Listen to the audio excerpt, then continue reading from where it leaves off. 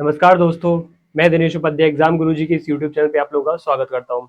जैसा कि आप लोगों को पता है, पॉलिटिकल साइंस असिस्टेंट प्रोफेसर जो पॉलिटिकल साइंस है उसके लिए एमसीक्यू सीरीज हमारी चल रही है। उसमें जो 4 यूनिट्स के एमसीक्यू है वो ऑलरेडी हम आप लोगों को करवा चुके हैं। ठीक है, उसी कड़ी में ये जो 5वीं यूनिट है उस 5वीं यूनिट के लिए हम आपके लिए एमसीक्यू लेकर के आ चुके हैं। ठीक है, तो 5वीं यूनिट के लिए एमसीक्यू जो है वो किस टॉपिक पर होने वाले हैं, वो लोक प्रशासन और संगठन पर होने वाले हैं। ठीक है, पब्लिक एडमिनिस्ट्रेशन एंड ऑर्गेनाइजेशन। ठीक है, उसके मल्टीपल चॉइस क्वेश्चंस हम अब इस क्लास के माध्यम से आपके सामने करेंगे। ठीक है, तो सबसे पहले आप लोग क्या करो, ये टॉपिक है, इसका सिलेबस समझ लो। ठीक है, पॉलिटिकल साइंस की जो 5वीं यूनिट है उसमें सिलेबस क्या है। ठीक है, तो 5वीं यूनिट का जो सिलेबस है वो मुख्य रूप से लोक प्रशासन, ठीक है, पब्लिक एडमिनिस्ट्रेशन और ऑर्गेनाइजेशन से बिलोंग करता है। ठीक है, आपको पता होना चाहिए कि जो यूनिट 5 है वो मुख्य रूप से पब्लिक एडमिनिस्ट्रेशन, मैनेजमेंट और ऑर्गेनाइजेशन की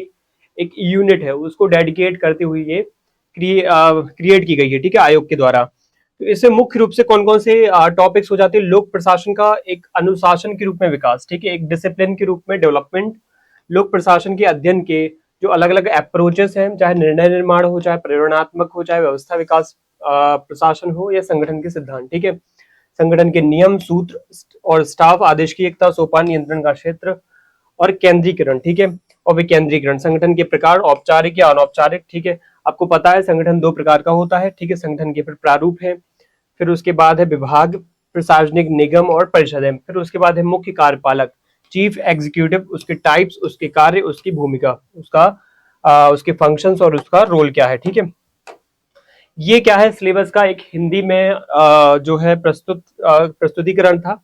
ये इंग्लिश में आप देख सकते हो। इंग्लिश पे जो टॉपिक्स के नाम है वो आपको बहुत ध्यान से समझने पड़ेंगे, क्योंकि देखो कुछ क्या होते हैं कि इंग्लिश में वो नाम अलग तरीके से दे रखा होता है और हिंदी में अलग तरीके से दे रखा होता है। तो मेरे हिसाब से जो ज्यादातर चीजें है ना, वो इंग्लिश पे जो लिखी है वो ज्यादा आपको समझनी चाहिए, क्योंकि इंग्लिश का जो टर्म्स होती है, इंग्लिश की जो शब्दावली होती है वो ऑथेंटिक होती है। ज्यादातर जो पॉलिटिकल जो थ्योरीज हैं, अलग अलग डॉक्ट्राइन्स हैं, अलग अलग सिद्धांत हैं, वो इंग्लिश में दिए गए होते हैं, फिर उनका हिंदी में अनुवाद जा करके होता है। ठीक है, तो इस हिसाब से क्या है, आपको मुख्य रूप से इंग्लिश में शब्दावली को देखना है, फिर उसके बाद अपने कंटेंट को तैयार करना है। ठीक है, तो आप सब ये समझ लो कि कौन कौन से शब्दावली है। इस प्रकार से देखो, पब्लिक एडमिनिस्ट्रेशन में और ये कंफ्यूजन बहुत होती है कि पब्लिक एडमिनिस्ट्रेशन में वही वर्ड को कहीं थ्योरीज लिखा रहता है, वही वर्ड को कहीं प्रिंसिपल्स लिखा रहता है, वही वर्ड्स को किसी किसी जगह पे डॉक्ट्राइन्स लिखा रहता है। ठीक है, हिंदी में सिद्धांत ही बोल देते हैं, सभी को सिद्धांत बोल देते हैं। ठीक है, लेकिन इंग्लिश में थ्योरीज, डॉक्ट्राइन्स, प्रिंसिपल अलग अलग वर्ड्स आ जाते हैं। ठीक है, तो इसलिए यहाँ पे मैं एक आपको एक चीज सलाह दे रहा हूँ कि आप इंग्लिश में इन चीजों को देख लीजिए। अब development of public administration as a discipline. ठीक है, ये हम देख चुके हैं। अप्रोचेस कौन कौन सी आपसे पूछ जाएंगी, तो decision making approach, ecological and system approach, development administration, फिर उसके बाद थ्योरीज ऑफ ऑर्गेनाइजेशन।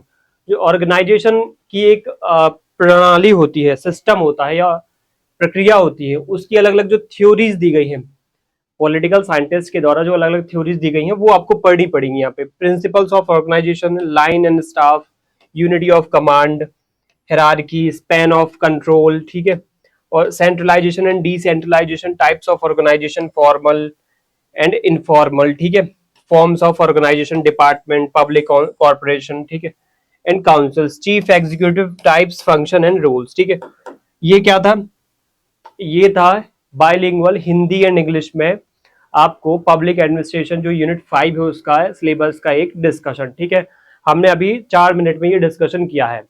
अब देखो, सिलेबस एक बार देख लेने से आपको ये अंदाजा लग जाता है कि ये टॉपिक्स है, ये एरियाज है हमारे। ठीक है, अब हम जो एमसीक्यू है, जो भी क्वेश्चन करने वाले हैं, क्या वो इसी से जुड़े हुए हैं, और इनसे जुड़े हुए हैं तो कितनी गहराई में है। ठीक है, जैसे आप संगठन के सिद्धांत पढ़ लो, ठीक है, या संगठन के प्रकार पढ़ लो, लेकिन संगठन के सिद्धांत प्रकार के अलावा वो संगठन से संबंधित पुस्तकों पे क्वेश्चन पूछ रहा है। यहाँ पे तो पुस्तक वर्ड ऐसा लिखा नहीं है, लेकिन क्वेश्चन तो आए हैं पुस्तकों पे भी, उनसे संबंधित अलग अलग जो विचारक है उस पर क्वेश्चन आए हैं, तो आपको वो चीजें पता होना चाहिए। ऐसे में एमसीक्यू ये बताएंगे आपको। ठीक है, एमसीक्यू अलग अलग एग्जाम्स में आए हुए क्वेश्चन है ऑलरेडी। ठीक है, उसको, इन क्वेश्चंस को बताने से पहले मैं आप लोगों को ये टेस्ट के बारे में बता देता हूँ। एग्जाम गुरुजी पे अलग अलग जो असिस्टेंट प्रोफेसर के अलग अलग जो सब्जेक्ट्स हैं, ठीक है, ऐसे बहुत सारे सब्जेक्ट्स हैं, 10 से 12 सब्जेक्ट्स के टेस्ट सीरीज ऑलरेडी क्या है अपलोड हो रही है और हो चुकी है, ठीक है। उसमें आप देख सकते हो पॉलिटिकल साइंस की जो टेस्ट सीरीज है, ठीक है, ये अपलोड की जा चुकी है। इसके आपको 20 टेस्ट यूनिट वाइज मिलेंगे और 5 एफएलटीज मिलेगी, ठीक है। ओवरऑल 25 टेस्ट, 25 टेस्ट आपको प्रोवाइड कराए जाएंगे जो अलग अलग टाइम पे आपको प्रोवाइड होंगे और आप इसको ऐप के थ्रू एक्सेस कर सकते हो। नॉमिनल फी के साथ आपको इसमें क्या है एक फैसिलिटी दी जा रही है जिसमें आप अपने आप को समय पर एवेल्युएट कर लोगे, ठीक है। समय पर एवेल्युएट करने के बाद अपने आप को एक सिस्टमैटिक तरीके से इंगेज कर पाओगे तैयारी में, ठीक है। इन केस एक सर के द्वारा एक मुझे एक पॉइंट पता चला या फिर एक बात पता चली कि ओटीपी का इशू आ रहा है ऐप पे, तो आप क्या करना, इस नंबर पे कॉल करके इन्फॉर्म कर देना, ठीक है। तो ये जो नंबर दिख रहा है इस पे आपको इन्फॉर्म करना है और आपको जो भी समस्या आ रही होगी उसका निराकरण इसके द्वारा कर दिया जाएगा, हमारी टीम के द्वारा निराकरण इसका कर दिया जाएगा, ठीक है। तो फटाफट स्टार्ट करते हैं अपनी क्लास। देखो, एमसीक्यू मतलब सिस्टमैटिक जो और एग्जाम्स में आए हुए पीवाईक्यू, ठीक है। मेरा एमसीक्यू का ये मतलब नहीं होता है कि मैं खुद से ही कुछ क्वेश्चंस बना के लेके आ रहा हूँ आपके सामने, ऐसा नहीं है। जो अलग अलग एग्जाम्स हुए हैं अदर स्टेट्स में, अदर ऑर्गेनाइजेशंस के थ्रू लिए गए हैं, जैसे यूजीसी के द्वारा लिए गए हैं या फिर अदर जो स्टेट्स में अलग अलग जो आयोग है उनके द्वारा लिए गए एग्जाम्स है, उनके द्वारा जो क्वेश्चंस पूछे गए हैं उन क्वेश्चंस का यहाँ पे एनालिसिस करने वाला हूँ, ठीक है। ऐसे 20 से 30 क्वेश्चंस रहेंगे, तो आप इस चीज से निश्चिंत हो जाइए। एक प्रकार से अदर स्टेट्स के पीवाईक्यू ही है ये। तो पहला क्वेश्चन क्या है, पुस्तक, ठीक है, एक बुक ही पूछ ली उन्होंने। देखो, administration in developing countries the theory of prismatic society, इसके लेखक आपको बताना है कौन है, ठीक है। इसके लेखक कौन है, देखो, who is the author of the book administration in developing countries the theory of prismatic society, ठीक है। तो कौन है इसके, इसका आंसर हो जाएगा रिक्स, ठीक है। इसका आंसर क्या हो जाएगा, रिक्स हो जाएगा इसका आंसर, ठीक है। इसके अलावा ऑप्शन में मेयो दे रखा है, विल्सन दे रखा है, वॉल्डो दे रखा है, ठीक है। वुड्रो विल्सन आपको पता ही होंगे, फेमस व्यक्ति है वुड्रो विल्सन। वुड्रो विल्सन जाने जाते हैं पब्लिक एडमिनिस्ट्रेशन के प्रतिपादन करने के लिए, प्रोपाउंड करने के लिए। पब्लिक एडमिनिस्ट्रेशन जो था, शुरुआत जब इसकी हुई थी, तो इसकी शुरुआत 1920-30 के दशक में हम कह सकते हैं कि इसका सिद्धांत के रूप में विकास होना शुरू हो गया था, ठीक है। उसमें वुड्रो विल्सन जो अमेरिका के प्रेसिडेंट थे उस टाइम पे, तो उन्होंने बहुत बड़ा योगदान दिया था, ठीक है। अगला क्वेश्चन क्या है, अगला क्वेश्चन है इसका आंसर रिक्स हो जाएगा, ठीक है। अगला क्वेश्चन है नूतन लोक प्रशासन या नवीन लोक प्रशासन, न्यू पब्लिक एडमिनिस्ट्रेशन की जो कॉन्सेप्ट है किसके साथ संबंधित है, ठीक है। The concept of new public administration is associated with which of the following, ठीक है। भयंकर तरीके से ये जो नाम आए हैं आपके सामने, कुछ ऐसे सम्मेलन आए हैं जो आपको बताने हैं कि इनमें से किस सम्मेलन के अंतर्गत हमारा जो ये न्यू पब्लिक एडमिनिस्ट्रेशन शुरू हुआ। अच्छा, पहले ये समझो कि पब्लिक एडमिनिस्ट्रेशन, फिर उसके बाद आया न्यू पब्लिक एडमिनिस्ट्रेशन, ठीक है। शुरुआत में क्या था कि पब्लिक एडमिनिस्ट्रेशन आया, उसमें बहुत सारे ऐसे ऐसे सिद्धांत दिए गए जिस वजह से बहुत सारी प्रॉब्लम्स क्रिएट हुई, ये बहुत सारी उसको चुनौतियां, चैलेंजेस मिलने शुरू हो गए।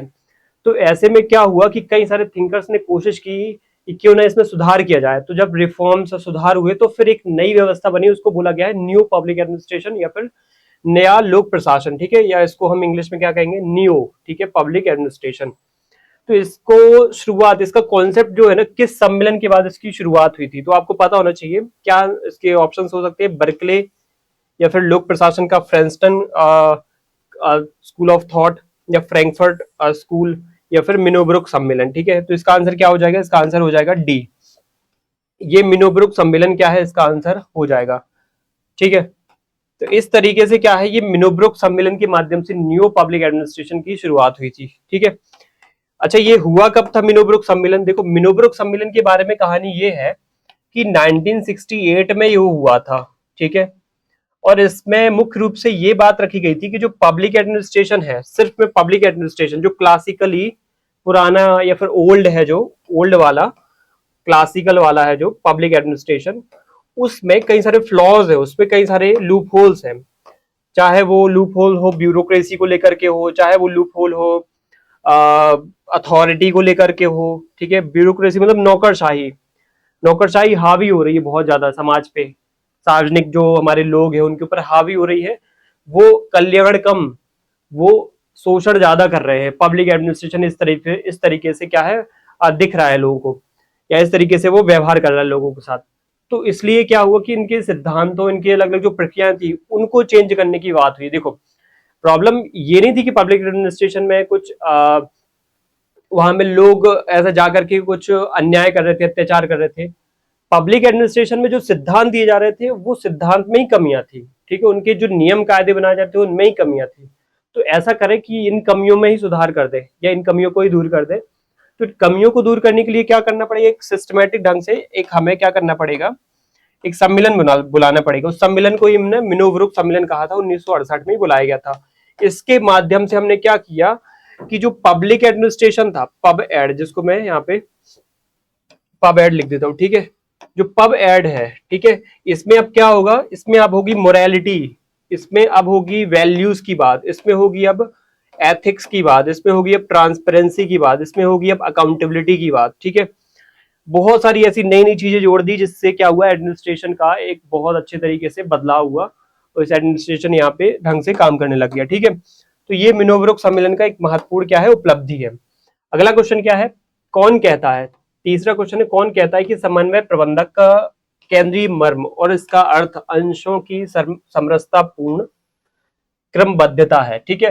Who says that coordination is the central essence of management meaning the harmonious arrangement of parts, ठीक है। ये किसने कहा था, क्या ये हर्बर्ट साइमन ने कहा था, या डगलस मैकग्रेगर ने कहा था, एल्टन मेयो ने कहा था, एमपी फॉलेट ने कहा था, मैरी पार्कर फॉलेट, ठीक है। इनका पूरा नाम क्या है, मैरी पार्कर फॉलेट। तो आंसर क्या हो जाएगा, मैरी पार्कर फॉलेट, ठीक है। एक पॉलिटिकल साइंटिस्ट है मैरी पार्कर फॉलेट, ठीक है। इनको मैरी पार्कर फॉलेट को मदर ऑफ, ठीक है, एक वर्ड याद रखना, मदर ऑफ मॉडर्न मैनेजमेंट, ठीक है, मदर ऑफ मॉडर्न मैनेजमेंट कहा जाता है इनको, ठीक है।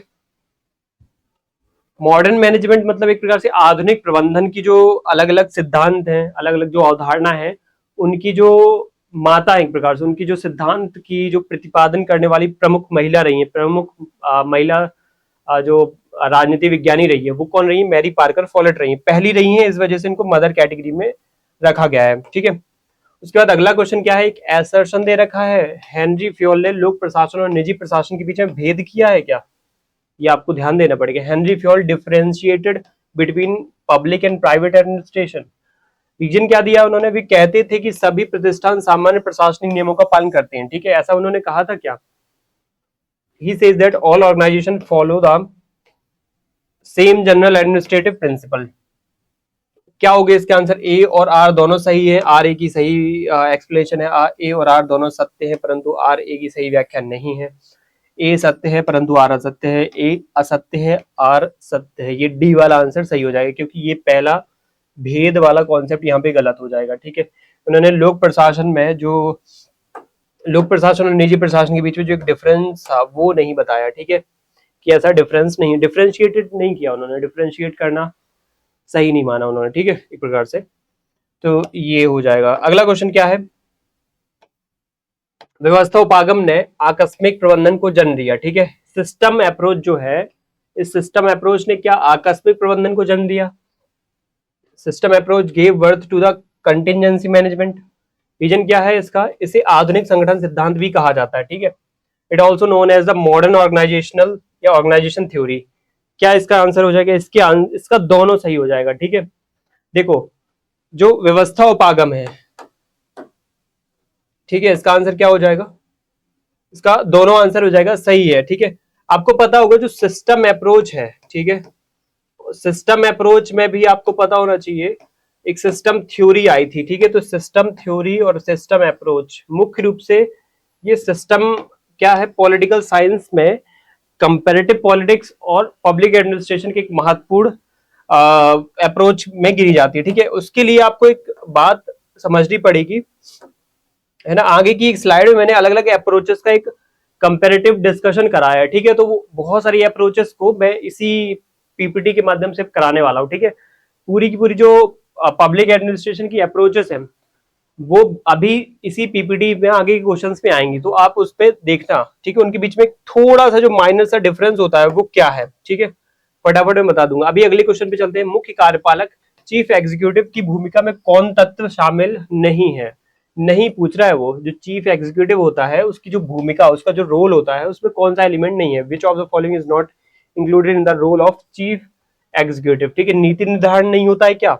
अधीनस्थों का चयन यानी सिलेक्शन ऑफ सबऑर्डिनेट नहीं होता है क्या? लेखांकन का संचालन कंडक्टिंग ऑफ अकाउंटिंग, या फिर कार्य निष्पादन का निरीक्षण सुपरविजन ऑफ वर्क एग्जीक्यूशन, ठीक है। मुझे लगता है नीति निर्धारण तो एग्जीक्यूटिव करता है, ठीक है। चीफ एग्जीक्यूटिव नीति निर्धारण पॉलिसी फॉर्मुलेशन करता है, सिलेक्शन ऑफ सबऑर्डिनेट्स करता है, कंडक्टिंग अकाउंटिंग ये नहीं करता, ये सी वाला नहीं है। अकाउंटिंग का काम तो अकाउंटेंट करेगा, ये जो फाइनेंस जो डिपार्टमेंट है वो करेगा अकाउंटिंग का काम, ठीक है। जो चीफ एग्जीक्यूटिव है वो थोड़ी करेगा, वो तो बॉस है सबका। कार्य निष्पादन का निरीक्षण यानी सुपरविजन करेगा, तो ये तो करता ही है, तो इसका आंसर सी हो जाएगा, ठीक है। आंसर क्या हो जाएगा? सी हो जाएगा। फटाफट अगले क्वेश्चन पे चलते हैं। अगला क्वेश्चन क्या है? निम्न में से कौन सा नव लोक प्रशासन का सही लक्षण नहीं है? Which of the following is not a characteristics of new public administration, ठीक है। नव लोक प्रशासन या नूतन लोक प्रशासन या न्यू पब्लिक एडमिनिस्ट्रेशन का कौन सा क्या है? तत्व नहीं है, ठीक है। यहाँ पे लक्षण या तत्व नहीं है। कौन सा नहीं है? चेंज ओरिएंटेड, परिवर्तन उन्मुख, एनालिटिकल रेदर देन डिस्क्रिप्टिव, विवरणात्मक के बजाय विश्लेषणात्मक, ठीक है। Client oriented rather than institution oriented, संस्थान उन्मुख के बजाय ग्राहक उन्मुख, value laden rather than value neutral, मूल्य मुक्त के बजाय मूल्य युक्त, ठीक है। युक्त लिखा है यहाँ पे वर्ड, और यहाँ पे वर्ड लिखा है मूल्य मुक्त, ठीक है। अब देखो, न्यू पब्लिक एडमिनिस्ट्रेशन मैंने बताया था इनिशियली क्लास में कि जो एक ऐसी व्यवस्था है जिसमें ये हुआ था कि जो ओल्ड पब्लिक एडमिनिस्ट्रेशन या जो क्लासिकल पब्लिक एडमिनिस्ट्रेशन की सिद्धांत थे उनमें जो जो कमियां थी, उनमें जो जो समस्याएं थी, उन सब समस्याओं को दूर करते हुए अच्छी अच्छी बातें जोड़ी गई थी, ठीक है। तो अच्छी बातें मतलब एक तो परिवर्तन अच्छी बात ही है, जैसे हमेशा परिवर्तन चेंजेस है ना, इनको एक्सेप्ट करना, इस पे ओरिएंटेड रहना, ये तो पब्लिक एडमिनिस्ट्रेशन का लक्षण है, तो ये तो सही हो जाएगा, ये है ना। एनालिटिकल रेदर देन डिस्क्रिप्टिव, विवरणात्मक के बजाय विश्लेषणात्मक, ये थोड़ा सा डाउट में है, ठीक है। उसके बाद सी वाला क्या लिखा है? Client oriented rather then institutional oriented, ठीक है। देखो, न्यू पब्लिक एडमिनिस्ट्रेशन हमेशा कोशिश करता है कि जो उसके क्लाइंट है, उसके जो ग्राहक है ना, जैसे मान लो एक ग्राहक का यहाँ पे सेंस ये नहीं होता है कि जो सिर्फ खरीदने आ रहे हैं, ठीक है। एडमिनिस्ट्रेशन के पर्सपेक्टिव से यहाँ पे ग्राहक एक नॉर्मल जनता भी हो सकती है, ठीक है। जैसे मान लो किसी जिले का कलेक्टर या डीएम है, तो वो एडमिनिस्ट्रेटर है या ब्यूरोक्रेट है, तो वो क्या कर रहा है? कुछ सर्विस डिलीवर कर रहा है। उसके ग्राहक कौन है? उस एरिया में रहने वाली जनता। तो वो जनता के प्रति जो भी सर्विस डिलीवरी कर रहा है, तो वो वहां पे जनता क्या हो जाएगी? ग्राहक हो जाएगी, वो ले रही है उस सर्विस को, ठीक है। तो यहाँ पे ग्राहक उन्मुख होना, ये तो पब्लिक एडमिनिस्ट्रेशन का, न्यू पब्लिक एडमिनिस्ट्रेशन का लक्षण है, ठीक है। और मूल्य मुक्त यानी मूल्य फ्री यानी जो वैल्यू लेडन, ठीक है, इसकी बजाय रेदर देन मूल्य युक्त यानी कि वैल्यू वैल्यू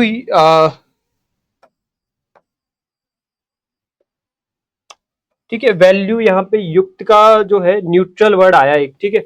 इसको थोड़ा सा देखना पड़ेगा ट्रांसलेशन में, ठीक है। इसका एक बार चेक करना पड़ेगा, ठीक है। ये आप इस हिंदी वाले को यहाँ पे फोकस करना, ठीक है। मूल्य मुक्त की बजाय मूल्य युक्त होना चाहिए, ठीक है। तो ये वाला जो स्टेटमेंट है ये भी सही है। ये कैसे सही है? देखो, मैंने हमेशा स्टार्टिंग से ही आपको पहले भी 2-3 क्वेश्चन के पहले भी बताया है कि जो न्यू पब्लिक एडमिनिस्ट्रेशन है ये कोशिश करता है कि वैल्यूज पे फोकस करे।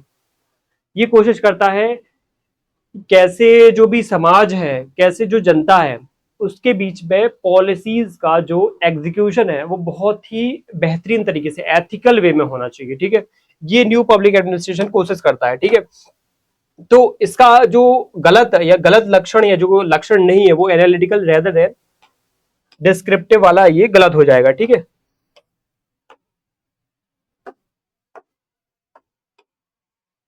अगला क्वेश्चन क्या है? देखो अगला क्वेश्चन है FW टेलर, इसके अनुसार निम्न में से कौन प्रकार्यात्मक फोरमैन, ठीक है, प्रकार्यात्मक फोरमैन नहीं है, ठीक है, नहीं पूछ रहा है। According to FW Taylor which of the following is not a functional foreman?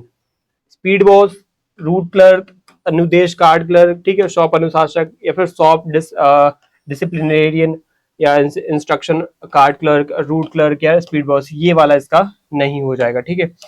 ये ऐसे क्वेश्चन भी आ जाते हैं बहुत ही फैक्चुअल टाइप के, तो आपको पता होना चाहिए। अगला क्वेश्चन क्या है? संघर्ष कोई युद्ध नहीं है बल्कि मतभेद का मात्र एक रूप है, यह कथन किसका है? देखो बहुत अच्छा क्वेश्चन है, बहुत अच्छा स्टेटमेंट लिखा है, बहुत अच्छा कथन है, ये किसी का कथन है। अब आप पढ़ना है इसको।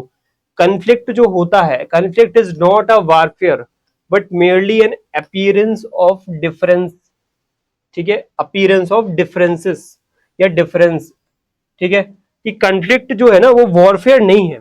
कन्फ्लिक्ट जो है वो वॉरफेयर नहीं है, युद्ध नहीं है। अगर मुझे किसी की कोई बात पसंद नहीं आती है तो ये इसका ये मतलब नहीं होता है कि मैं उसके खिलाफ युद्ध कर दूंगा, ठीक है। अगर मुझे किसी की बात पसंद नहीं आती है तो ये हो सकता है कि शायद मेरी कोई दूसरी बात हो, या मैं उसकी बात पे मतभेद हो सकता है मेरा, ठीक है। तो मतभेद का, या फिर हम कह सकते हैं संघर्ष कोई युद्ध नहीं होता है। संघर्ष अगर या कहीं मतभेद हो रहा है तो उसका मतलब युद्ध नहीं हो रहा है, ठीक है, बल्कि मतभेद मात्र एक रूप है, ठीक है। वहां पे मुझे अगर कोई मेरे साथ काम कर रहा है, ठीक है, मेरा कलीग है, मेरा साथ में काम करने वाला कोई कर्मचारी है, अगर उसका कोई भी गतिविधि मुझे पसंद नहीं आ रही है तो इसका मतलब ये हो सकता है कि मेरे और उसके बीच में मतभेद है, ठीक है।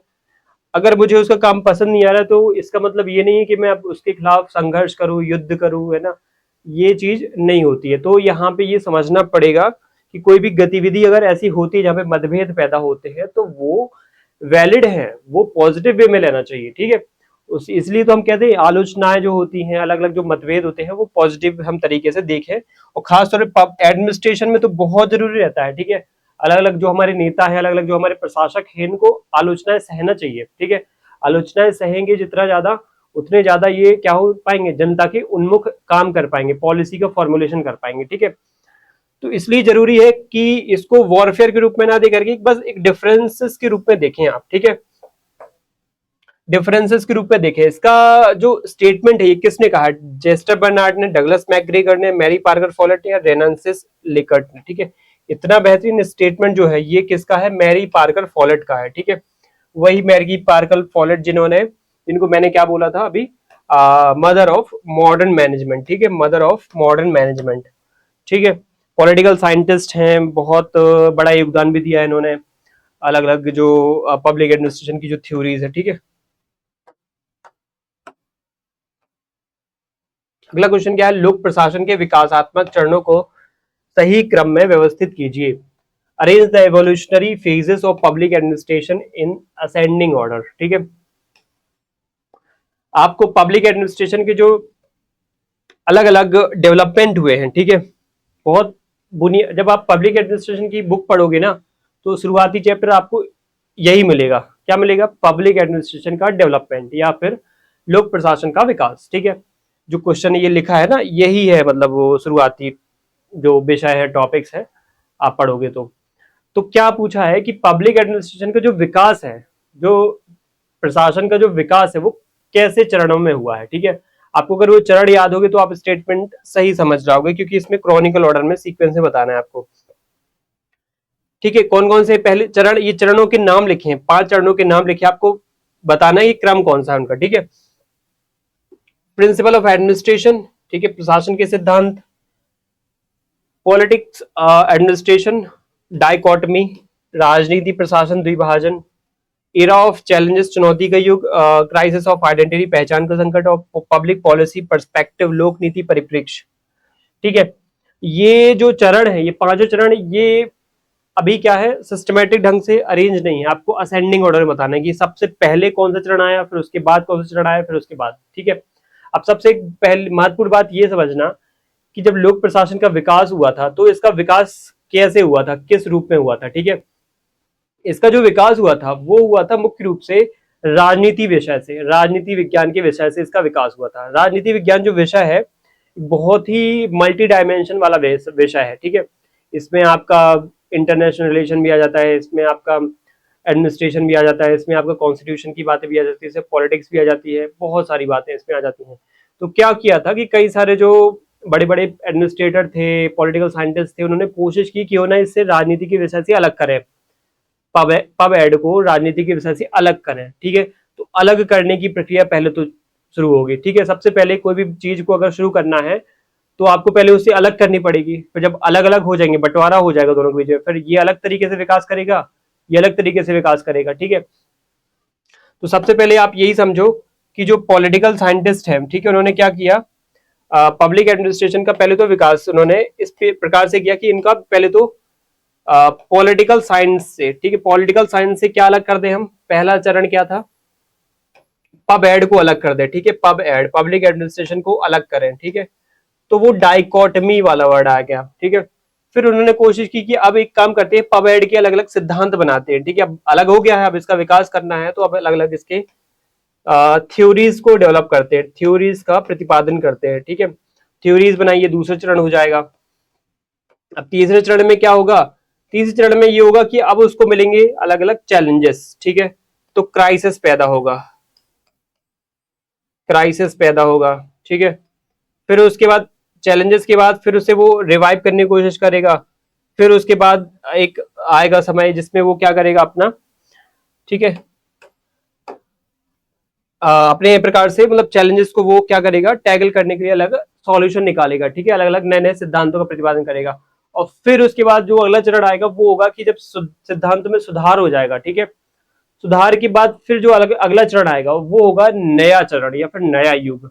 तो वो फाइनल, यहाँ पे ये समझने वाली बात ये हो जाएगी, जो यहाँ पे मैंने ये लिखा है, ठीक है, ये ठीक है, इसमें आपको बस क्रम पे ध्यान देना है। ठीक है, पब्लिक एडमिनिस्ट्रेशन कब अलग हुआ, कब उसकी थ्योरीज बनी, कब क्राइसिस आया, और कब उसके न्यू नए तरीके से जो न्यू प्रिंसिपल्स हैं वो डेवलप हुए।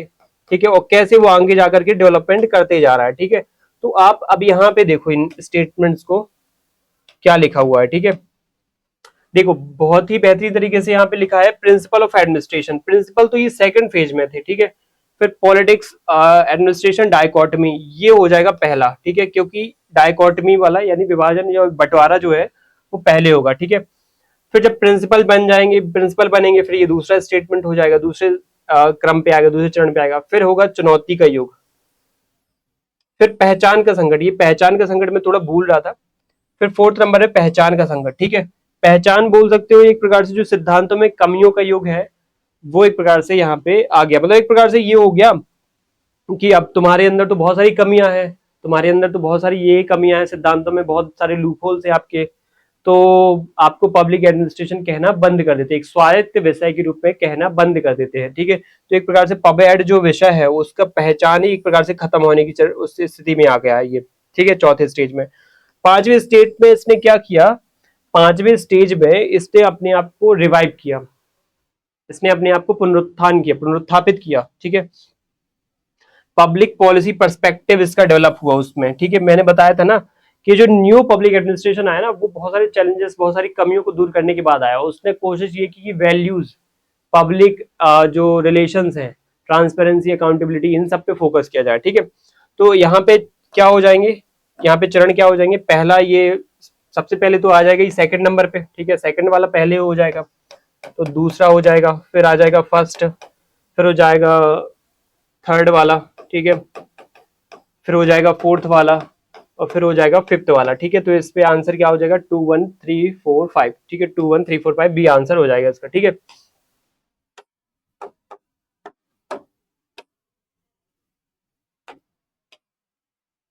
अगला क्वेश्चन क्या है, देखो एक सूची, ये लिस्ट है, उस सूची को दूसरी सूची से मिलाना है। ठीक है, आपको ये बताना है।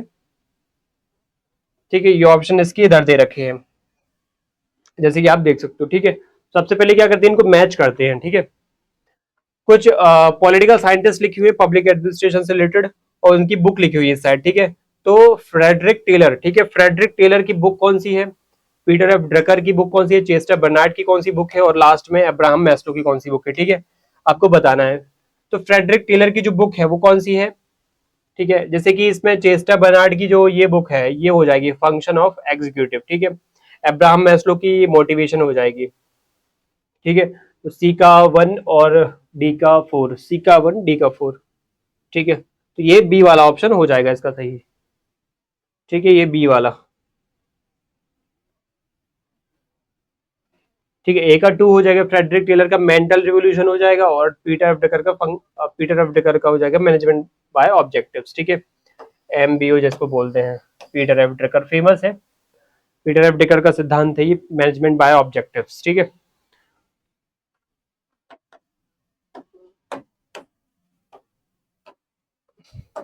ठीक है, आप देख ही सकते हो इसका आंसर बी है। अगला 12th क्वेश्चन है, निकोलस हेनरी के अनुसार निम्नलिखित में से कौन सा नवीन लोक प्रबंधन, नवीन या न्यू पब्लिक मैनेजमेंट के मौलिक ए, फंडामेंटल ए जो है इसका जो वो है क्या बोलते हैं, कौन कौन से हैं वो, according to Nicholas Henry which of the following are the fundamental edge of new public management, NPM के अंदर का जो फंडामेंटल ए है उनका वो कौन कौन से हैं, बस ये बताना है। आप देखो ऑप्शन पढ़ोगे तो समझ में आएगा। क्या ए फॉर एजिलिटी है, स्फूर्ति बोल सकते हैं इसको, या फिर ए फॉर अलर्टनेस, अकाउंटेबिलिटी भी आ जाएगा जिसको हम सतर्कता और जवाबदेही बोलते हैं।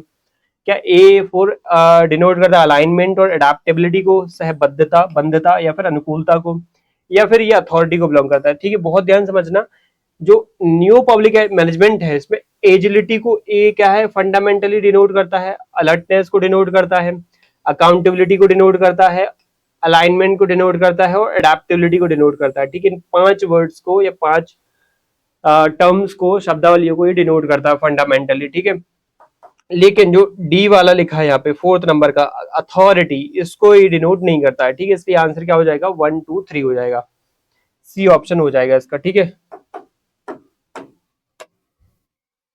ठीक है, तो सी आंसर हो जाएगा। देखो न्यू पब्लिक मैनेजमेंट आपको पता होना चाहिए, न्यू पब्लिक मैनेजमेंट के बारे में एक बहुत अच्छी लाइन लिखी है ना, जो मुझे बहुत ही सही तरीके से यहाँ पे बता रही है, एक बहुत ही बेहतरीन बात, कि न्यू पब्लिक मैनेजमेंट को बाजार आधारित लोक प्रशासन, ठीक है, और अफसरशाही के पश्चात मॉडल के रूप में भी जाना जाता है। बाजार आधारित जो उपागम है, अब व्यवस्था थी, ठीक है, बाजार आधारित, हर चीज को बाजार पे छोड़ दिया आपने, बाजार जैसे चल रहा है, बाजार को जो नीड है, मतलब मार्केट बेस्ड, मार्केट में क्या होता है, हर किसी को ऑटोनॉमी होती है, स्वायत्तता होती है, जिस वजह से जो वो करना चाहता है वो करेगा, जहां पे उसको प्रॉफिट हो रहा है होगा, किसी का शोषण हो रहा है तो होगा, कोई दिक्कत नहीं उसको, ठीक है। मतलब इस तरीके से प्रक्रियाएं चलती हैं, ठीक है। और अफसरशाही आपको पता ही है, ब्यूरोक्रेसी क्या होती है, ठीक है, किस तरीके से वर्क करती है। तो अथॉरिटेटिव जो चीजें होती हैं ना, वो थोड़ा सा जो बहुत ही निचले स्तर पे रहने वाला व्यक्ति है उसके लिए बहुत दिक्कत वाला हो जाता है। तो न्यू पब्लिक मैनेजमेंट इस प्रकार की मॉडल की बात करता है जो इन सबसे परे है, इन सबसे आगे है वो, ठीक है।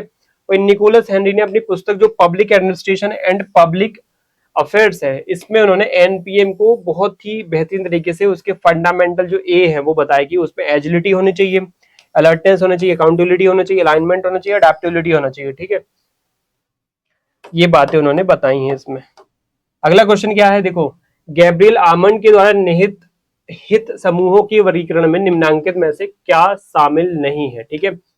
गैब्रियल आमंड, ठीक है, ये वही गैब्रियल आमंड जो हम अभी कंपैरेटिव पॉलिटिक्स में भी, एक इसकी बुक है civic culture, the civic culture, जो इसने सिडनी वर्बा के साथ लिखी है, ठीक है,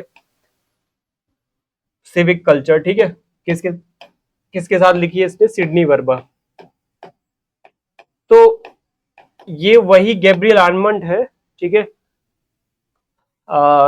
उसका आपको बताना है कि यहाँ पे गैब्रियल आर्मंड का जो एक हित समूह का वर्गीकरण किया है उसने, हित समूह का जो वर्गीकरण किया है, इस वर्गीकरण में कौन सा शामिल नहीं है, क्या ये वाला, ठीक है। इसको इंग्लिश में पढ़ देता हूँ, which among the following is not included in the classification of interest group given by Gabriel Armand, ठीक है।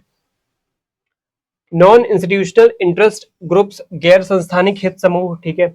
नॉन एसोसिएशनल इंटरेस्ट ग्रुप, गैर संगठनात्मक हित समूह, एनोमिक इंटरेस्ट ग्रुप या बेनामी हित समूह, या फिर एसोसिएशनल इंटरेस्ट ग्रुप जिसको संगठनात्मक हित समूह कहेंगे, ठीक है। तो कौन शामिल नहीं है इसमें, कौन शामिल नहीं है इसमें, इसमें नहीं होगा ये ए वाला, ठीक है। इसमें लिखा क्या है, इसमें लिखा है कि गैर संस्थानिक, जबकि उसने संस्थानिक हित समूह की बात बोली है, ठीक है। इसमें गैर वर्ड आ गया ना, इस वजह से ये शामिल नहीं है।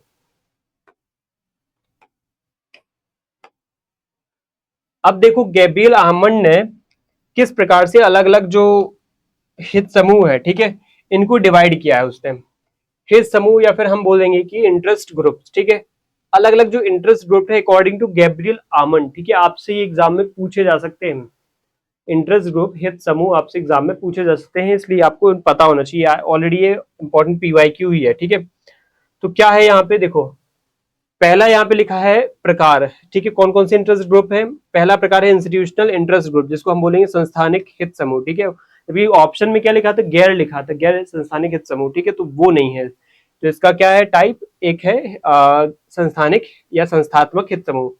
इसका मतलब ये कि आधिकारिक संस्थाओं से जुड़े होते हैं ये, ठीक है। जो संस्थात्मक इंटरेस्ट ग्रुप है वो संस्था से जुड़े होते हैं, जैसे कि सेना, नौकरशाही या चर्च, ठीक है, ये कुछ ऐसे संस्थाएं होती हैं जो कि क्या होती है, संस्थात्मक ढंग से काम करते हैं, ठीक है, बिल्कुल ही एक स्ट्रक्चर पे, एक इंस्टीट्यूशनल बेसिस पे काम करते हैं, ठीक है।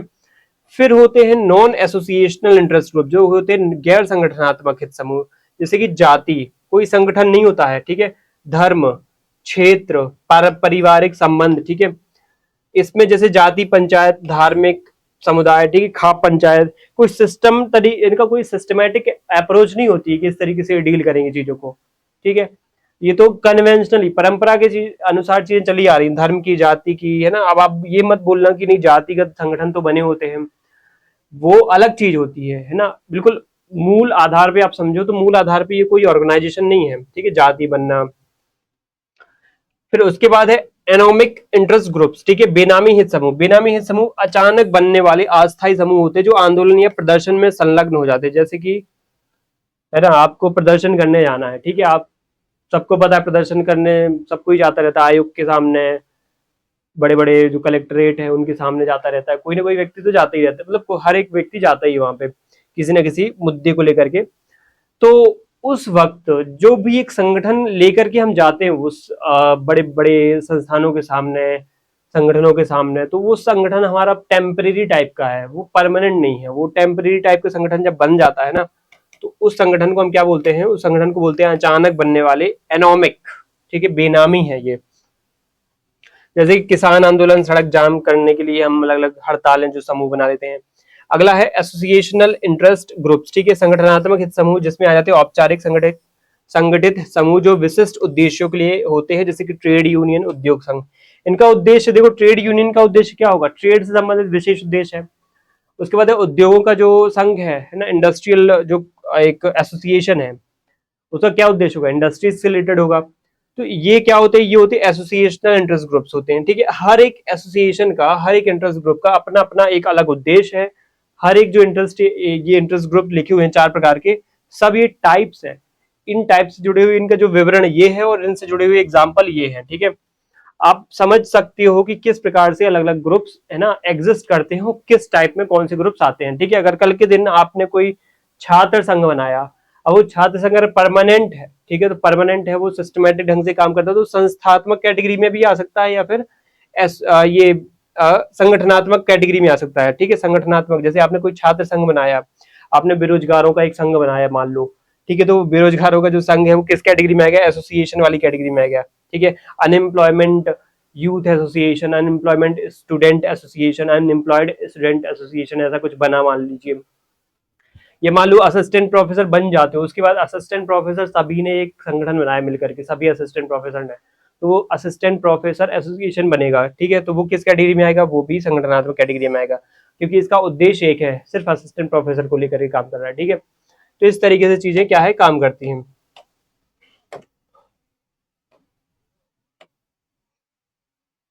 ठीक है।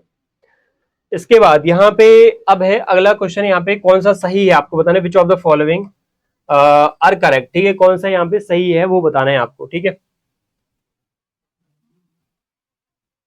Structural approach focus on economy and efficiency, संरचनात्मक उपागम अर्थव्यवस्था और दक्षता पर केंद्रित होते हैं।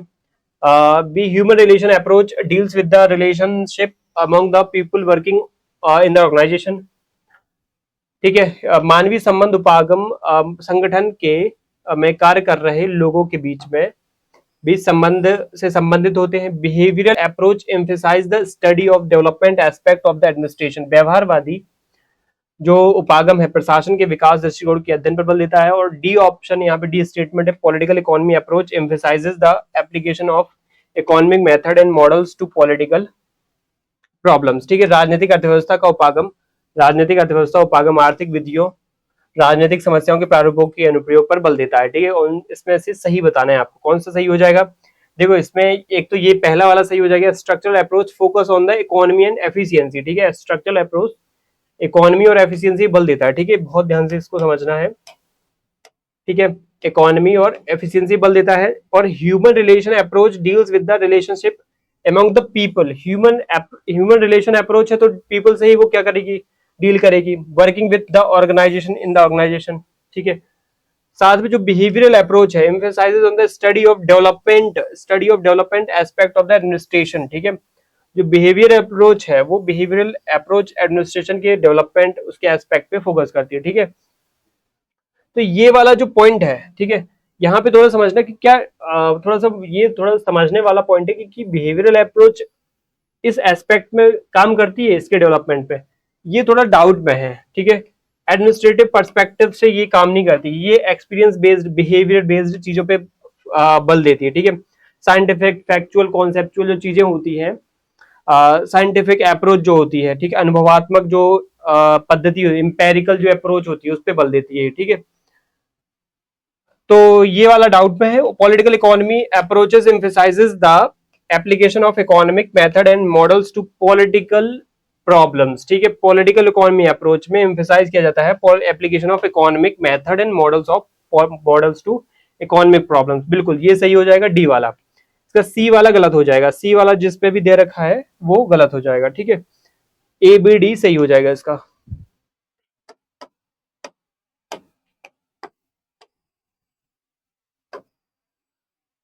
ठीक है, इसका ए बी डी सही हो जाएगा। ठीक है, अब है लोक प्रशासन के उपागम। मैंने आपको स्टार्टिंग में ही बोला था कि पब्लिक एडमिनिस्ट्रेशन की बहुत ही इंपॉर्टेंट कुछ उपागम है, वो आपको पता होने ही चाहिए। ठीक है, उनसे क्वेश्चन आएंगे ही आएंगे। तो वो उपागम की एक लिस्ट बना करके मैं ले आया हूं आपके सामने। ये उपागम, उनकी विशेषताएं, उनके उद्देश्य, उनके विचारक, उनसे जुड़े हुए जो अलग अलग थिंकर्स हैं वो आपको पता होना चाहिए।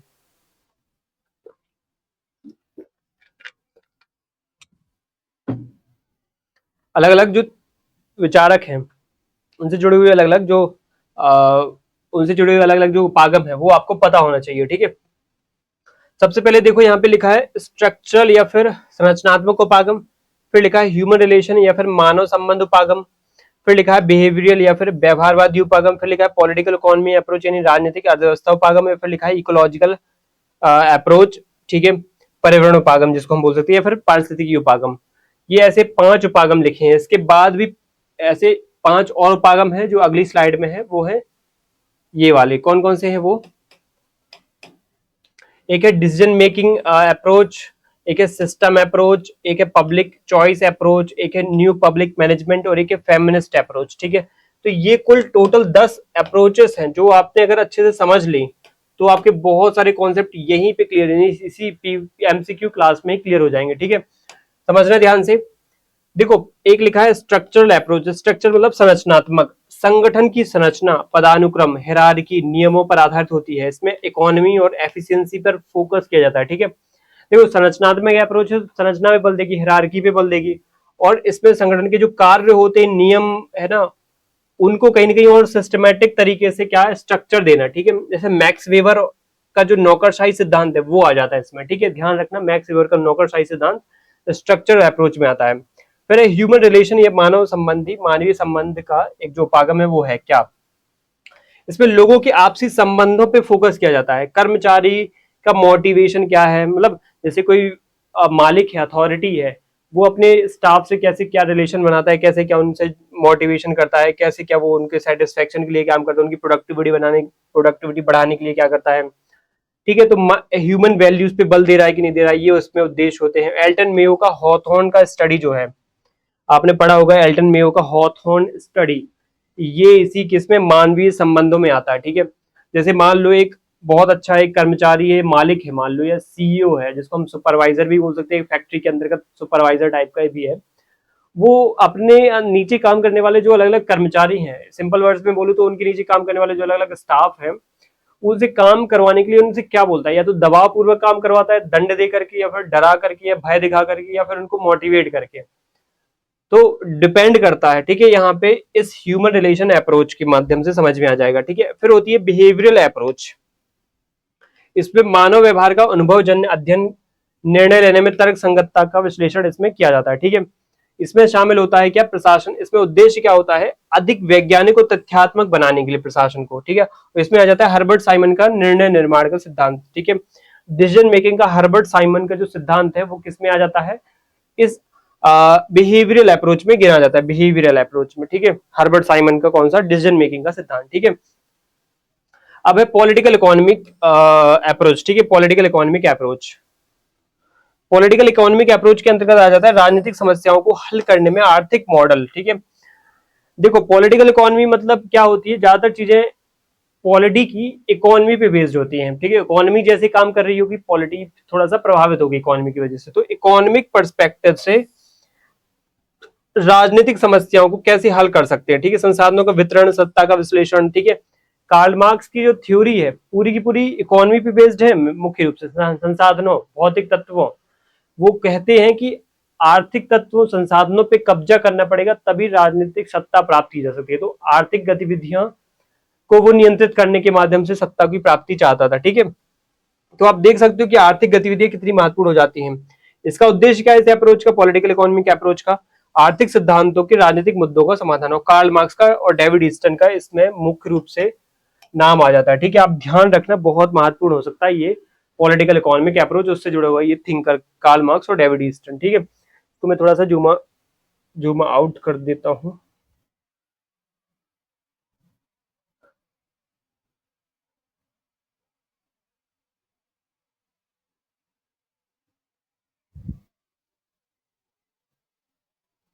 ठीक है, ठीक है, अभी ये दिख रहा होगा आप लोगों को नीचे का। अगला है इकोलॉजिकल अप्रोच, ठीक है। इसमें होता है पारिस्थितिकी उपागम, इसको हिंदी में कहते हैं पारिस्थितिकी उपागम। पर्यावरण और प्रशासन के बीच संबंध का अध्ययन किया जाता है। इसमें भौगोलिक, सामाजिक और सांस्कृतिक कारकों का प्रभाव इसमें देखा जाता है। इस चीज का आप इसमें फीचर एक समझ सकते हो, ठीक है। इसमें उद्देश्य क्या होता है, बाहरी कारकों के अनुसार प्रशासन का अनुकूलन बनाना। देखो बाहर एनवायरमेंट, एटमोस्फेयर कैसा है, ठीक है, उसको देख करके जब पॉलिटिकल डिसीजन क्रिएट किए जाते हो, उसपे उसके आधार पर फिर एडमिनिस्ट्रेटिव जो डिसीजन लिए जाते हैं वो आप इस अप्रोच के अंतर्गत देखोगे। फ्रेडरिक डब्ल्यू जो रिक्स है, प्रिज्मेटिक, इसका मॉडल जो है किस कैटेगरी में आता है ना, इसी इकोलॉजिकल अप्रोच के अंतर्गत आ जाता है, ठीक है। अगला यहाँ पे जो स्लाइड है वो बाकी के उपागमों पे बात करता है, ठीक है। कौन से बाकी के उपागम है या अप्रोचेस है, वो है डिसीजन मेकिंग अप्रोच, निर्णय निर्माण उपागम, जो कि कोशिश करता है कि प्रशासनिक निर्णयों में विश्लेषण पर केंद्रित, तर्क संगतता, बाउंडेड रैशनैलिटी, इसका सिद्धांत इसमें आता है। और इसका जो विशेषता वो है, उद्देश्य है निर्णय लेने की प्रक्रिया को वैज्ञानिक और व्यवहारिक बनाना, इस पे बात करता है। देखो डिसीजन मेकिंग का आप मुख्य रूप से यह याद रखना कि डिसीजन मेकिंग जो अप्रोच है, कोई भी उपागम है, कोई भी अप्रोच है, उसका अल्टीमेट उद्देश्य क्या है, तो अल्टीमेटली वो करना क्या चाहते हैं, ठीक है। तो हर्बर्ट साइमन इस कैटेगरी में आ जाते हैं। और सिस्टम अप्रोच बहुत फेमस अप्रोच है ये भी। इसमें देखो ये क्वेश्चन आया था इस रिलेटेड, मैंने यहाँ के लिए छोड़ रखा था, उसका सिस्टमैटिक आप डेफिनेशन समझो, विशेषता समझो कि प्रशासन को एक खुले तंत्र के रूप में होना चाहिए। सिस्टम अप्रोच क्या कहती है कि प्रशासन, एडमिनिस्ट्रेशन बिल्कुल ओपन एक सिस्टम होना चाहिए, है ना, जिसमें इनपुट, प्रोसेस और आउटपुट एक होता रहे, ठीक है। ये डेविड ईस्टन की थ्योरी मैंने आपको अच्छे समझाई थी पिछली क्लासेस में, ठीक है। डेविड ईस्टन कहता है कि किसी भी सिस्टम को ढंग से काम करना है तो उसमें इनपुट होना चाहिए। इनपुट होता है डिमांड और सपोर्ट की वजह से, ठीक है। दो फैक्टर होते हैं इनपुट के पीछे, डिमांड और सपोर्ट, ठीक है। क्या कहता है इस सिस्टम अप्रोच के माध्यम से, डेविड ईस्टन कहता है कि एक जो इनपुट है, इनपुट होगा, है ना, इनपुट के पीछे दो फैक्टर कौन से रहेंगे, इनपुट के पीछे दो फैक्टर रहेंगे, एक होता है डिमांड और एक होता है सपोर्ट। जब ये दो प्रोसेस काम करेंगे तो उसके बाद इनपुट होगा, इनपुट के बाद आउटपुट होगा, आउटपुट के बाद एक्शन या फिर डिसीजन स्टार्ट हो जाएगा आपका। और इस सब के बाद फिर जो अल्टीमेट प्रभाव पड़ा है उसके बाद होता है फीडबैक। और ये सब चीजें कहाँ पे चलती हैं, ये सब चीजें चलती हैं इन्वायरमेंट, ये जो बाहर पूरा का पूरा इन्वायरमेंट है, ये खुला हुआ इन्वायरमेंट है, ठीक है, यहाँ पे ये चीजें चलती हैं। तो इस प्रकार से क्या है, ये चीजें काम करती हैं। आप यहाँ पे ये एक ध्यान देना कि सिस्टम अप्रोच एक प्रकार से खुला तंत्र के रूप में काम करता है, ये बहुत इंपॉर्टेंट वर्ड है। और सभी घटकों के बीच में संतुलन बनाए रखने का इसका मुख्य उद्देश्य, डेविड ईस्टन इसके प्रमुख विचारक हैं। अगला जो अप्रोच है वो है पब्लिक चॉइस अप्रोच या फिर सार्वजनिक चयन उपागम। सार्वजनिक नीतियों के में व्यक्तिगत पसंद है, ठीक है, मेरी पर्सनल चॉइस, मुझे ऑप्शंस पे जो जो ऑप्शंस दिए जा रहे हैं, राज्य की बजाय बाजार की भूमिकाओं को महत्व देना, ठीक है, ये पब्लिक चॉइस, ठीक है। अब देखो पब्लिक चॉइस एक वर्ड दिमाग में जैसी में मेरे आता है या किसी के भी दिमाग में आता है, तो एक दिमाग में एक चीज क्रिएट हो जाती है कि ऑप्शंस बहुत है मेरे पास, तभी तो चॉइस की बात उठती है। किसी व्यक्ति से बोला जाए कि तुम्हारे पास बहुत सारी चॉइसेस हैं, तो बोलेगा कि चॉइसेस तो हैं बट मेरे पास ऑप्शन भी नहीं है ना ज्यादा। तो किसी को चॉइस देने के पहले आपको उसको ऑप्शंस देने पड़ेंगे, तभी तो वो चॉइस कर पाएगा अपनी, या चॉइस को एग्जीक्यूट कर पाएगा वो। तो इसलिए जरूरी है कि विकल्प हो उसके सामने, विकल्प जितने ज्यादा होंगे उतनी ज्यादा उसकी चॉइस को महत्व मिलेगा, बढ़ावा मिलेगा। और विकल्प होते हैं बाजार में, आपको पता होना चाहिए, विकल्प होते हैं मार्केट में, ठीक है। आपके पास मार्केट नहीं है, आपके पास चीजें लिमिटेड हैं, तो फिर वहां पे विकल्प थोड़ी है, फिर आपके पास चॉइस का कोई महत्व नहीं है, ठीक है। इसलिए विकल्प आपको बाजारोन्मुख व्यवस्था में ही देखने को मिलेंगे, इसलिए पब्लिक चॉइस बाजार की भूमिका को महत्व देता है, ठीक है, और लोक सेवाओं की दक्षता बढ़ाता है। विंसेंट और एलिनोर एस्ट्रोम, ठीक है, इसके क्या है, प्रमुख चिंतक है, विचारक है। अगली जो अप्रोच है न्यू पब्लिक मैनेजमेंट या नवीन लोक प्रबंधन, जिसमें निजी क्षेत्र की तकनीकी का उपयोग, अकाउंटेबिलिटी, जवाबदेही, कॉम्पिटिटिवनेस, ठीक है, विकेंद्रीकरण, डिसेंट्रलाइजेशन पर इस पे बल दिया जाता है, ठीक है। प्रशासन में दक्षता, ठीक है, प्रशासन में जो कैपेबिलिटी है, ठीक है, एफिशिएंसी है, मितव्ययता, ठीक है, और पारदर्शिता, ठीक है, मितव्ययता, अकाउंटेबिलिटी, पारदर्शिता, एक प्रकार से ट्रांसपेरेंसी, इसको बढ़ाना, ठीक है। निकोलस हेनरी इसके क्या है, चिंतक है। और लास्ट अप्रोच है फेमिनिस्ट अप्रोच, जो कि बल देती है किस पे, लैंगिक असमानता को दूर करने पे और भेदभाव को खत्म करने पे बात करती है, उस पर विश्लेषण करती है, ठीक है। और नीति निर्माण में लैंगिक असमानता को बढ़ावा, लैंगिक समानता को बढ़ावा देने पे बल देती है, ठीक है। फेमिनिस्ट अप्रोच बल देती है कैसे महिलाएं क्या है आगे बढ़े, कैसे महिलाओं का विकास हो, कैसे खासतौर पे जो लैंगिक असमानता बनी हुई है वो दूर हो, ठीक है, और महिलाओं की भागीदारी पे बढ़ाने पे। इसमें कैरोल मुएलर, ठीक है, कैरोल मुएलर एक प्रमुख चिंतक मानी जाती है इस अप्रोच के अंतर्गत, ठीक है। तो ये कुल 10 अप्रोचेस थी, आप एक बार फिर से देख सकते हो, इसका स्क्रीनशॉट ले सकते हो, ठीक है, जो आपसे एग्जाम में पूछी जा सकती है, ठीक है। एक तो ये शुरुआत की 5 अप्रोचेस ये हो गई है, structural approach, human relation approach, उसके बाद behavioural approach, political economic approach और इकोलॉजिकल अप्रोच, ठीक है। उसके बाद जो आगे की 5 अप्रोचेस हैं, decision approach, system approach, public choice approach और न्यू पब्लिक मैनेजमेंट अप्रोच और फेमिनिस्ट अप्रोच, ठीक है। इसके बाद अगला जो क्वेश्चन है वो है, किसने एक संगठन में जोन ऑफ इंडिफरेंसेस की अवधारणा को प्रारंभ किया, ठीक है। Who among the following introduce the concept of zone of indifferences in an organisation, ठीक है। किसने इस जोन ऑफ इंडिफरेंसेस की व्यवस्था की शुरुआत की थी, ठीक है, किसने इसको प्रारंभ किया था, हर्बर्ट साइमन ने, डगलस मैकग्रेगर ने, चेस्टर बर्नार्ड ने, या फिर क्रिस अंगिरस, ठीक है, अर्गाइरस, चेस्टर बर्नार्ड, ठीक है। इसका आंसर क्या हो जाएगा, Chester Barnard. Chester Barnard zone of indifferences की शुरुआत या प्रारंभ करने वाला माना जाता है, ठीक है। जोन ऑफ इंडिफरेंसेस की अवधारणा चेस्टर आई बर्नार्ड ने, अपनी बुक थी ना, जो उसकी बुक थी function of executive, the function of executive, अभी हमने एक सही जोड़ी में की थी, 1938 में इसने लिखी थी। इसमें वो कहता है, क्या कहता है चेस्टर बर्नार्ड, जोन ऑफ इंडिफरेंसेस के माध्यम से वो कहता है इस बुक में कि कर्मचारी केवल उन आदेशों का पालन करते हैं, ठीक है, कौन आदेशों का पालन करते हैं, जो उनकी व्यक्तिगत हितों, मूल्यों, ठीक है, और मेरी संगठनात्मक समझ के दायरे में आती है। मतलब वो ये कह रहा है कि एक कर्मचारी अगर किसी कंपनी में, किसी फैक्ट्री, किसी संस्थान में काम करता है, तो तभी भी अच्छे से कर पाऊंगा तब जब मुझे वहां पे कोई ऐसी व्यवस्था मिले जो मेरे फायदे में हो, मेरे इंटरेस्ट में हो, मेरी वैल्यूज के फेवर में हो, मेरा अंडरस्टैंडिंग हो उस पर, मतलब अल्टीमेटली मेरा फायदा हो, सीधी सी बात करें तो मेरा फायदा हो, अगर उससे मुझे कुछ मिल रहा है तो ही मैं वो अच्छे से कर पाऊंगा, ठीक है। ये बात उसने इसमें कही थी चेस्टर बर्नार्ड ने। और यहाँ पे एक इंपॉर्टेंट बात ये भी कहता है कि जोन ऑफ इंडिफरेंसेस के आने वाले आदेशों के बिना सवाल किए स्वीकार किया जाता है, ठीक है। और जो आदेश व्यक्तिगत विश्वासों या मूल्यों के विरुद्ध होते हैं उन्हें अस्वीकार किया जाता है। देखो, अगर मेरे जोन ऑफ इंडिफरेंसेस, ठीक है, इसमें अगर जो भी आदेशों के बिना सवाल किए स्वीकार किया जाता है। देखो ध्यान से समझना कि अगर जोन ऑफ इंडिफरेंसेस में अगर कोई भी मेरा आदेश है, ठीक है, जोन ऑफ इंडिफरेंसेस में मेरा कोई भी आदेश है, ठीक है, जब मेरा कोई भी ऑर्डर है मेरे नीचे के कर्मचारियों को, तो उसको बिना सवाल किए ही क्या है वो मान लिया जाता है कि नहीं, बात सही है, क्योंकि यहाँ पे इंडिफरेंसेस है ही नहीं, यहाँ पे मतभेद है ही नहीं, यहाँ पे कोई भी ऐसी क्या कैसे कॉन्ट्राडिक्शन टाइप की क्रिएट नहीं हो रखे हैं, ठीक है। इस वजह से क्या है, ये चीज एग्जीक्यूटेबल बन जाती है, ठीक है। और जब आदेश व्यक्तिगत विश्वासों मूल्यों के विरुद्ध होते हैं, फिर चाहे वो किसी भी हालत में कैसे भी हो, वो अस्वीकार कर ही देंगे, ठीक है। और एक सफल संगठन के लिए जरूरी है कि इसे जोन ऑफ इंडिफरेंसेस का विस्तार कर अधिक आदेशों को स्वाभाविक रूप से स्वीकार बना सके। तो वो कहते हैं कि अगर आपको अपने कर्मचारियों को बहुत ही कुशल तरीके से मैनेज करना है, प्रबंधित करना है, तो आप कोशिश करो कि अपने जोन ऑफ इंडिफरेंसेस बढ़ाओ। जितना ज्यादा जोन ऑफ इंडिफरेंसेस बढ़ेगा, तो चेष्टा बनाए कहते हैं, उतना ही ज्यादा आपका स्कोप बढ़ेगा, आपकी अथॉरिटी बनेगी, आपके जो आदेश है वो माने जाएंगे, एग्जीक्यूटेबल हो जाएंगे। इससे संगठन में प्रभावी नेतृत्व तो संगठनात्मक कुशलता बढ़ जाएगी, ठीक है।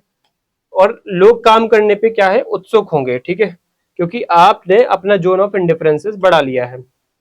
इसके बाद है टेलर की मानसिक क्रांति की अवधारणा पक्षधर है। किसके पक्षधर है? Taylor concept of mental revolution advocates सहकारिता, सामंजस्य, सीमित उत्पादन, cooperation, harmony and limited production.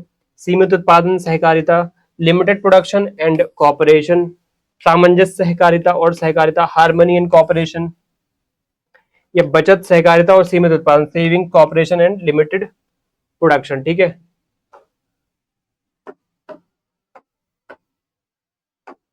इसका आंसर हो जाएगा सामंजस्य और सहकारिता, हार्मनी एंड कॉपरेशन।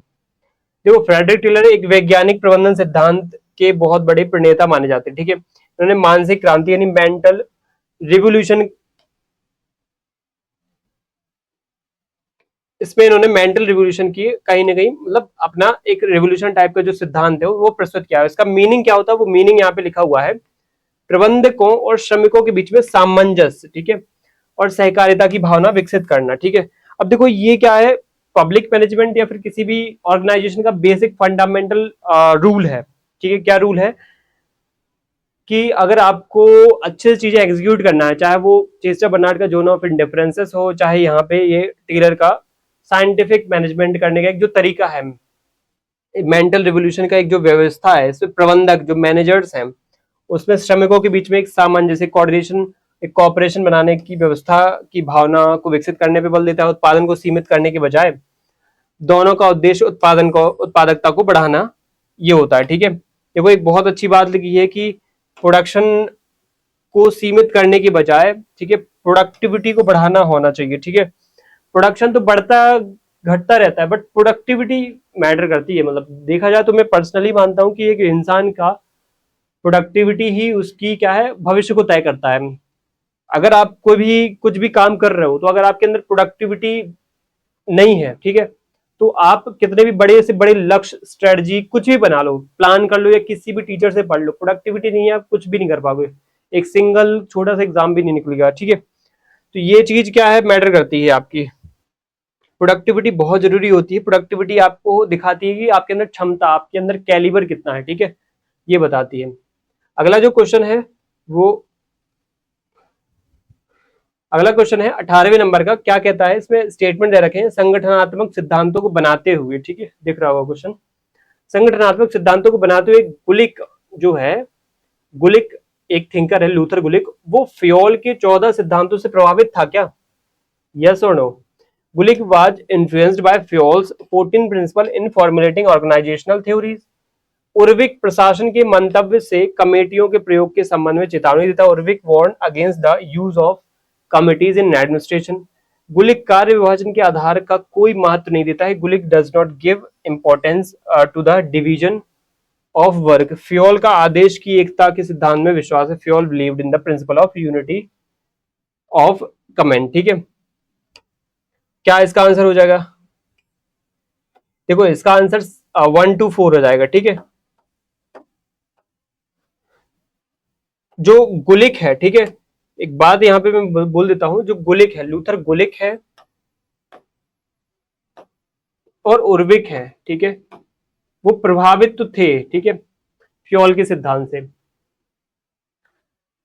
ठीक है। इसमें ये वाला सिर्फ गलत है, ठीक है, कि गुलिक कार्य विभाजन के आधार का कोई महत्व नहीं देता है, ये गलत हो जाएगा, ठीक है। डी वाला इसका सही है। और फ्योल का आदेश की एकता सिद्धांत में विश्वास था, ये तो ठीक ही है। तो एक प्रकार से क्या है यहाँ पे, क्वेश्चन हमारे हो ही जाते हैं, लास्ट 2 क्वेश्चन बचे हुए हैं। अगला क्वेश्चन क्या है, अगला क्वेश्चन है चेस्टर आई बर्नार्ड, ठीक है। चेस्टर आई बर्नार्ड से क्वेश्चन काफी सारे हो गए वैसे तो। वैध अधिकार के आदेश, ठीक है, इसके बारे में निम्नलिखित में से कौन सा सही स्टेटमेंट है आपको बताना है। According to Chester I Barnard which of the following is not correct, ठीक है। Regarding the authority of legitimate order, ठीक है, कौन सा यहाँ पे स्टेटमेंट सही नहीं है। According to Chester Barnard which of the following is not correct. यहाँ पे लिखा है एक सिद्धांत, अथॉरिटी ऑफ लेजिटिमेट ऑर्डर्स, इस पर्सपेक्टिव से इसके रिगार्डिंग आपको बताना है कौन सा सही नहीं है, ठीक है। अब बात ये स्टेटमेंट या ऑप्शन ये है कि संगठन के मंतव्य के अनुकूल होना चाहिए, it must be consistent with the organizational purpose, ये बुद्धि गम्य होना चाहिए, इट मस्ट बी अंडरस्टैंडेबल, ये मौद्रिक दृष्टिकोण से उत्प्रेरक होना चाहिए, it must be motivated by monetary perspective, ये गलत लग रहा है, ठीक है। मौद्रिक दृष्टिकोण से उत्प्रेरक होना चाहिए, ये ऐसा नहीं कहा उसने, ठीक है, ऐसा उसने नहीं कहा। इसे व्यवहारवादी होना चाहिए, बिल्कुल, इट मस्ट बी फीजिबल, ठीक है। इसका आंसर क्या हो जाएगा,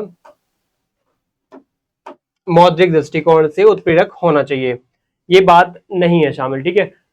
तो क्या है, चेस्टर बर्नार्ड के अनुसार वैध जो आदेश है, लेजिटिमेट जो ऑर्डर होते हैं, 3 शर्तें होती हैं उसकी, ठीक है। कौन कौन सी 3 शर्तें होती हैं, संगठन के उद्देश्य के अनुरूप हो, योग्य हो समझने के लिए, ठीक है, और व्यवहारवादी होना चाहिए, फीजिबल होना चाहिए, वो आप इम्प्लीमेंट कर सको उसको, ऐसा ना हो कि वो इम्प्लीमेंट ही नहीं हो पा रहा। आपको ऑर्डर तो दे दिया, आपको किसी के द्वारा आदेश आ गया और समझ नहीं आया, तो समझ में आ गया तो फिर उसको इम्प्लीमेंट नहीं कर सकते, ठीक है। मैं एकदम से बोल दूं आपको, ऑर्डर दे दूं कि यूपीएससी निकालो फटाफट, इसी साल कैसवेयर के निकल जाना चाहिए यूपीएससी एग्जाम पूरा, आईएएस बन जाए, तो समझ में तो आ गया, समझ मेरे दिमाग में तो आ गया कि हाँ एग्जाम है, ऐसे ऐसे निकाला रास्ता है, लेकिन वो व्यवहार में आप ला सकते हो कि नहीं ला सकते हो, सडनली नहीं ला सकते हो, आपको बहुत सारा उस पर स्टडी करना पड़ेगा, ठीक है। तो ऐसी चीजें भी होती हैं। क्वेश्चन लास्ट है यहाँ पे, इंट्रोडक्शन टू पब्लिक एडमिनिस्ट्रेशन नामक पुस्तक किसने लिखी है, ठीक है। Who author the book introduction of public to public administration, ठीक है, ये बुक किसकी है आपको बताना है। Woodrow WF Willoughby, Woodrow Wilson, MP Follett या लियोनार्ड डी वाइट। इसका आंसर क्या हो जाएगा, लियोनार्ड डी वाइट। बहुत फेमस बुक है ये तो, ठीक है, introduction to public administration, Leonard D White, जिसको LD वाइट भी बोलते हैं, LD वाइट की एक महत्वपूर्ण पुस्तक है इंट्रोडक्शन टू पब्लिक एडमिनिस्ट्रेशन, ठीक है। ठीक है, ये यहाँ पे क्वेश्चन खत्म हो जाते हैं, और लास्ट यहाँ पे एक बात लिखी हुई है कि introduction of public administration, introduction to public administration को सार्वजनिक प्रशासन का पहला व्यवस्थित पाठ्य पुस्तक माना जाता है, ये याद रखना आप लोग, ठीक है, ठीक है। 1926 में इसको प्रकाशित किया गया था, ठीक है। तो ये LD वाइट की एक महत्वपूर्ण पुस्तक है, इंट्रोडक्शन टू पब्लिक एडमिनिस्ट्रेशन, ठीक है। पहला व्यवस्थित पाठ्य पुस्तक माना जाता है पब्लिक एडमिनिस्ट्रेशन का या फिर सार्वजनिक प्रशासन का, ठीक है।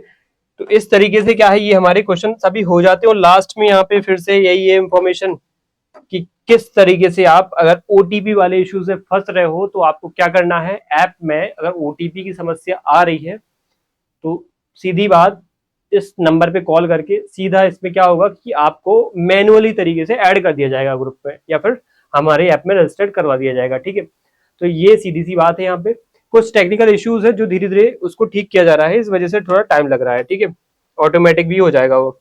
और लास्ट यहाँ पे क्लास को ओवर करते हो, फिर से एक इंडिकेशन या इंफॉर्मेशन कि 2 क्लासेस हमारी चल रही हैं या 2 सीरीजेस चल रही हैं। एक तो MCQ सीरीज चल रही है जिसकी क्लास अभी हमने 5वीं क्लास पूरी की है, इसके पहले ऑलरेडी 4 यूनिट्स की क्लास हो चुकी है, 5वीं यूनिट की 5वीं क्लास थी, और मास्टर क्लासेस चल रही हैं, ठीक है।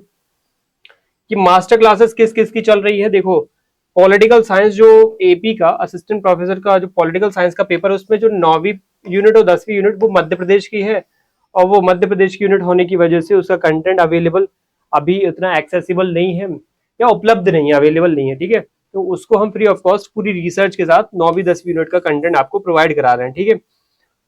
तो इस हिसाब से आप इसको ज्वाइन कर सकते हैं। Free of cost class YouTube पे डल रही हैं, अपलोड हो रही हैं टाइम टू टाइम, तो आप उसको देख सकते हैं, ठीक है। तो इसी नोट के साथ हम क्लास को एंड करते हैं, और कोई भी डाउट कोई भी सुझाव हो आप हमें इन्फॉर्म कर सकते हैं, हमारे हेल्पलाइन नंबर भी बता सकते हैं, हमारे कमेंट बॉक्स में भी बता सकते हैं। तो इसी तरीके से हम आगे भी आपके सामने क्लासेस लाते रहेंगे।